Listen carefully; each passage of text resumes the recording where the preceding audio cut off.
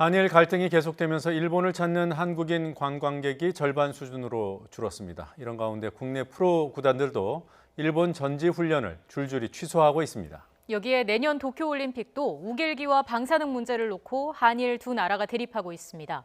정치와 스포츠는 별개라고 하지만 지금 상황에서는 분리하기 쉽지 않을 것으로 보입니다. 네, 스포츠에 스토리를 더한 더 스포츠. 이번에 스포츠부 부장이 된 김재형 기자와 함께합니다. 어서 오십시오. 안녕하십니까? 안녕하세요. 네, 굳이 그 얘기 한 거는 네. 현직 부서장이 출연을 하면 아무래도 이 코너의 신뢰도가 더 높아질 것 같아서 그런 기대를 담아서 말씀드렸습니다. 더 열심히 하겠습니다. 네.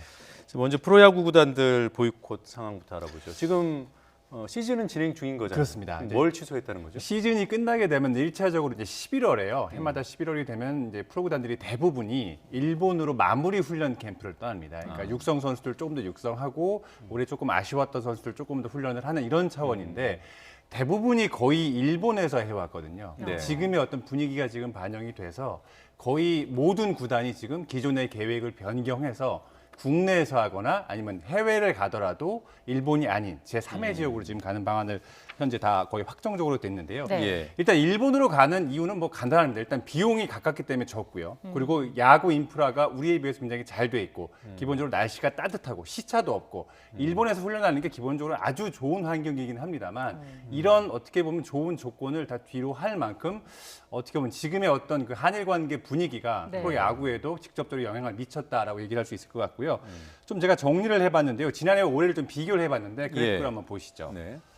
자, 지난해 같은 경우는 일본으로 8팀이 갔고요. 마무리 훈련의 경우. 그리고 국내에서 2팀이 했는데 올해 같은 경우는 현재 일본이 한 팀도 안 가고요. 네. 국내에서 7팀이 하고 해외에서 3팀이 하는데 호주나 뭐 타이완, 미국 이쪽으로 지금 가기 때문에 작년과 비교하면 올해는 현격하게 지금 확연하게 달라졌다는 걸 확인하실 수 있습니다. 예. 예. 마무리 캠프가 보통 구단별로 갔을 때 한 5억 원 정도를 쓴다고 해요. 네. 그러니까 지금 작년에 지금 8팀이 갔으니까 단순 계산해도 한 40억 이상이 되는데 그 40억 이상이 일본, 그러니까 뭐 주로 오키나와나 미야자키 따뜻한 쪽으로 가게 되는데 이 지역 경제는 어느 정도 영향이 있을 수밖에 없는 그런 상황입니다. 예. 이게 비단 마무리 캠프만 취소되는 건 아니죠? 그렇습니다. 이제 마무리 캠프는 어떻게 보면 작은 규모고요. 이제 내년 해가 바뀌게 되면 보통 2월에 이제 스프링 캠프를 떠나게 되는데 네. 이거는 마무리 캠프보다 거의 2배, 3배 규모라고 보시면 돼요. 기간도 더 길고 선수단 규모도 훨씬 큰데 이 스프링 캠프도 현재 대부분 일본으로 그동안 가왔었는데요. 올해 지난 이제 내년의 경우에는 현재 분위기가 반영이 돼서 거의 다 취소가 될 것으로 보이고요. 아직 뭐 확정은 아닙니다만 예. 대부분의 구단들이 일본을 가려고 했던 구단들이 거의 내부 방침으로는 일본을 제외한 즉 미국이나 다른 지역을 현재 지금 검토를 하고 있기 때문에 네. 일본으로 가는 구단은 제 생각에는 제 예상에는 한 팀도 없지 않을까 지금 예상이 되는데요. 네. 그것도 역시 그래픽으로 좀 정리를 해봤는데 한번 보시죠.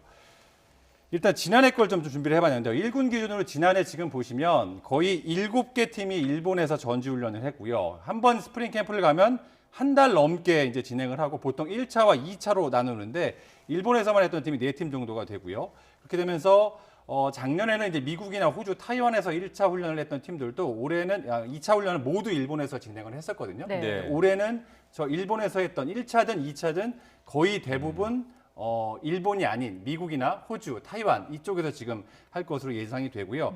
작년에 일본에 갔던 뭐 SK, 기아, 한화, 두산 등 제가 다 확인을 해봤는데 대부분 다 아직 확정은 아니지만 사실상 일본으로 가지 않는 거로 봐도 무방하다라고 좀 얘기를 했을 그런 정도고요. 네. 지금 현재 대부분 미국이나 호주 이쪽과 계약을 앞둔 상황이고 보통 물어보니까 전지훈련지를 보통 2년 단위, 뭐 3년 단위 계약을 한다고 해요. 근데 대부분의 구단들이 거의 이제 지난해가 마지막이었기 때문에 위약금이나 이런 거를 좀 물어야 될 상황은 아닌 것 같고요. 네. 일단은 일본으로 안 가는 건 확정이 됐고, 그래서 저희가 일본 지금 현재 한일 관계 이런 악화된 상황이 얼마나 좀 이런 결정에 영향을 미쳤느냐 물어봤더니 기본적으로 이제 프로스포츠가 뭐 아시다시피 팬이 없이는 존재할 수 없는 상황이기 때문에 네. 이런 국민 정서가 뭐 구단별로 조금의 차이는 있습니다만 굉장히 많은 부분을 영향을 미친 거는 맞다라고 대부분 인정을 했습니다. 그렇겠군요. 일본 측에서 반응이 나왔습니까?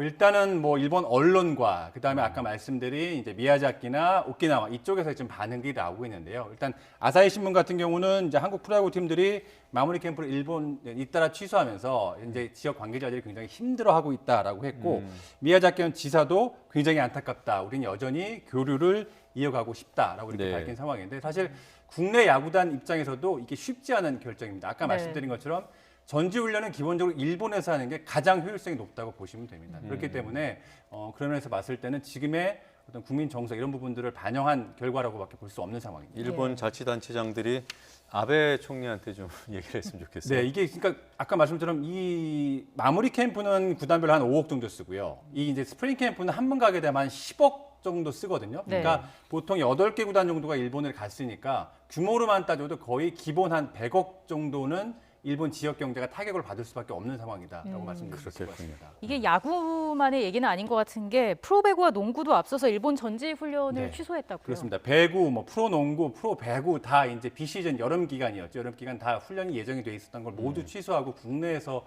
대부분의 구단들이 훈련을 했고요. 네. 역시 이것도 역시 국민 정서가 반영이 됐다라고 보시면 될 것 같고 재밌는 부분은 배구 같은 프로배구 같은 경우는요, 이 용품들이 대부분 이제 일본산들이 많아요. 그러니까 이게 그래요? 배구 시장 자체가 야구나 축구나 농구에 비해 크지 않기 때문에 뭐 못 만들어서가 아니라 이제 시장성이 없으니까 대부분 다른 이제 그 스포츠 브랜드들이 만들질 않고 있고 그렇기 때문에 이제 일본산 공, 뭐 신발, 유니폼까지 대부분 일본산들이 많거든요. 그래서 이런 부분들도 사실은 구단 입장에서는 조금 국민 정서 고려해서 바꾸고 싶은 마음이 있는데 사실상 대체제가 지금 거의 없는 상황이라 예. 그런 고민이 좀 있다고 합니다.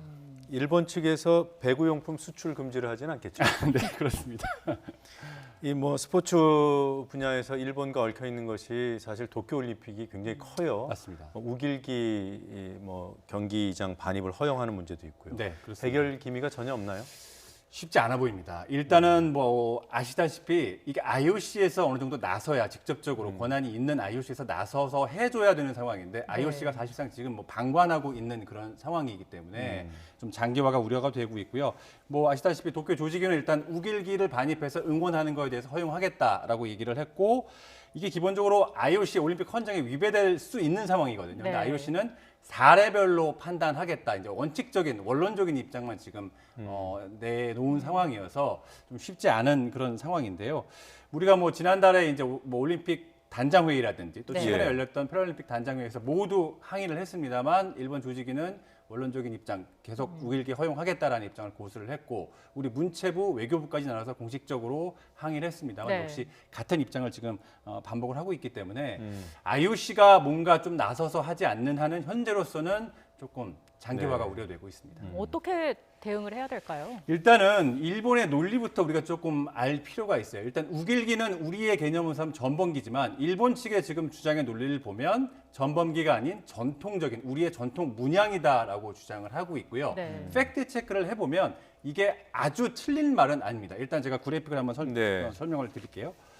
보시면 이게 이제 일본의 우리로 따지면 단군 신화 같은 이제 건국신이라고 해서 이제 아마테라스 오미카미라고 해요. 뒤에 보시면 이제 우길기의 어떤 그 햇빛이 지금 뻗어나가는 모양이 네. 보이지 네. 않습니까? 기본적으로 일본이라는 국가명 자체가 동쪽의 태양의 중심, 그러니까 태양에 뻗어나가는 나라다라는 그런 개념에서 시작을 했기 때문에 우리의 단군 신화 같은 이런 전통 문양이 일본에서 사용이 되는 거는 맞습니다. 네. 다만 이게 19세기부터 군기로 사용이 됐고 특히 태평양 전쟁 때는 아시는 것처럼 침략 전쟁의 어떤 상징, 제국주의와 군국주의의 상징처럼 받아들여졌지 않습니까? 네. 결국 본인들이 알고 있는 어떤 전통적인 관점보다는 예. 피해국에서 받아들이는, 피해국에서 생각하는, 인식하는 어떤 개념이냐 이게 굉장히 중요한 부분인데 IOC에는 지금 피해 당사국들에서 받아들이는 우길기에 대한 개념 이 부분이 전혀 받아들여지지 않고 있고 일본 내에서만 생각하는 우길기의 개념만 받아들여지고 있기 때문에 예. 굉장히 좀 불공평하다라고 좀 평가하고 싶습니다. 뭐 나치 문양도 그것이 십자가를 기반으로 해서 맞습니다. 갈고리 모양을 양 귀퉁이에다가 내 귀퉁이다 한 거잖아요. 네, 맞습니다. 이게 어떻게 쓰이냐가 중요한 거고 맞습니다. 대동아 전쟁하면서 그것을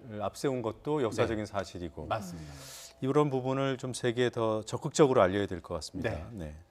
이 IOC 현장에 네. 정치적인 선전은 안 된다고 돼 있잖아요. 네, 그렇습니다. 이걸 적용하는 게 이제 IOC인데 네.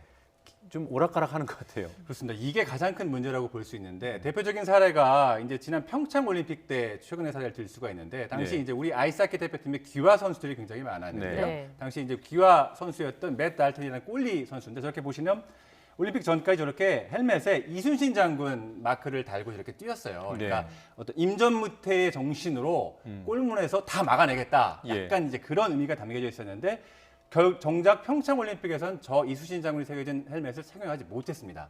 일본 측에서 항의를 했고 IOC에서 이제 금지 권고를 내리면서 결국은 저 헬멧을 쓰지 못하고 나갔고 저걸 그러니까 일본이 항의를 했다고. 네, 그렇습니다. 이제 저게 문제가 됐었고요. 그리고 아시다시피 2012년 런던 올림픽 이건 뭐 유명한 이제 사례이죠. 박종호 선수의 독도 세레머니. 사실 저 세레머니도 박종호 선수가 의도한 게 아니었고요. 팬이 이제 관중석에서 건네준 거를 박종호 선수가 증거했는데 네. 아시다시피 벌금형에 메달 세레머니도 참석하지 못했었고 네. 그리고 이제 출전 정지까지 이제 받았던 그런 사례인 거죠. 그러니까 저 두 사례를 지금 보면요. 우리나라에서 생각하는 이순신 장군의 의미나 독도의 의미보다는 일본에서 생각하는 이순신 장군의 의미와 독도의 의미가 지금 반영된 결과란 말이에요. 네. 그러니까 반대로 생각하면 아까 말씀드린 것처럼 우길기가 일본이 아닌 피해 당사국인 우리나라를 보면 아시아에서 어떻게 인식이 되고 있느냐가 적용이 돼야 되는 거죠. 저 논리에 따르면. 근데 IOC가 이 부분에서 지금 사실상은 방관하고 있는 그런 상황입니다. IOC의 이런 미온적인 반응은 뭐 왜 그런 건가요? 그러니까 얼마 전 이제 안민석 의원이 저 더뉴스에 출연을 해서 얘기를 네. 했었던 것처럼 기본적으로 이제 돈의 논리라고 보시면 돼요. 그때 안민석 의원도 지적을 했듯이 네. IOC의 이제 스폰서십은 굉장히 여러 단계로 있는데요. 최상위에 있는 현재 스폰서 기업들 중에 일본 기업이 3곳이나 됩니다. 지금 그래프로 정리를 했는데요. 그래프 네. 한번 보여주시겠습니까? 총 13개 기업이 있는데 이 중에 보시면 지금 브리지스톤, 파나소닉, 토요타까지 3개 기업이 현재 최고 등급의 스폰서 중에 일본이 3개 기업을 차지하고 있고 네. 네. 저 보통 이 업체별, 기업별로 후원 금액이 다 다르고 비공개입니다. 네. 보통 통상적으로 연간 한 500억 정도를 IOC 지원을 한다고 해요. 각 회사별로요. 예, 회사별로, 기업별로. 그러니까 보통 4년에서 8년 정도를 계약을 하니까 거의 한 기업당 8년 기준으로 하면 한 4천억 원 정도 네. 최소 4천억 원 정도 이상을 지금 IOC 하기 때문에 그렇게 따지면 일본 기업 3곳이 IOC 한 1조 원이 넘는 현재 그런 지금 후원 금액을 하고 있고 보시다시피 우리나라에 현재 삼성만 있는 그런 상황이거든요. 그러니까 네. 결국은 돈의 논리에서 일본의 편을 들어주는 거 아닌가라는 합리적인 네. 의심이 가능한 상황입니다. 네. 네, 알겠습니다. 여기까지 듣겠습니다. 고맙습니다.